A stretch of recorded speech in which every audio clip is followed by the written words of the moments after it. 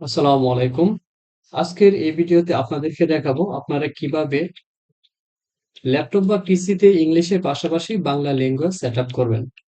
দেখেন আমার এই যে এখানে ইংলিশ সেটআপ আছে, পাশাপাশি কিন্তু বাংলা সেটআপও আছে। অর্থাৎ আমি যদি বাংলা টাইপ করি, বাংলা ইচ্ছা করলে বাংলায় করতে পারবো, আবার ইংলিশ টাইপও করতে পারবো। আবার দেখেন এখানে সেটআপ করা আছে, এই যে বাংলা, দেন এখানে একটা ক্লিক করলে আমার ইংলিশ হয়ে যাচ্ছে। ঠিক আছে? এই প্রসেসটা কিভাবে মূলত করতে হয় আমি দেখিয়ে দিচ্ছি।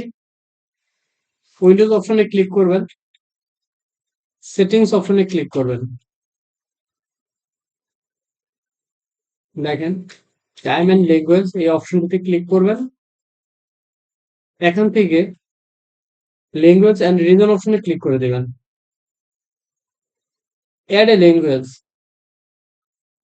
এখান থেকে আপনারা মূলত আপনার যে কোনো দেশের ভাষা অ্যাড করবেন।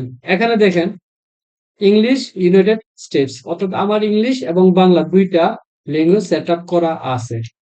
এখন আপনাদের যে দেশের ভাষা সেট আপ করা দরকার, বিশেষ করে উইন্ডোজ 10 এবং 11 এর জন্য এই ভিডিওটা। অ্যাড এ ল্যাঙ্গুয়েজ যখন ক্লিক করবেন, দেখেন এখানে বিশ্বের সমস্ত দেশের ভাষা এখানে অ্যাড করা আছে, দেখছেন? এখন দেখেন আমি যদি এখানে টাইপ করবেন আপনার যে কোনো দেশের ভাষার জন্য, আমি যদি বাংলা, অর্থাৎ দেখেন এই বাংলা বাংলাদেশ কিন্তু আমার অ্যাড করা আছে, যা একটু আগে আপনাদেরকে আমি দেখাইছি।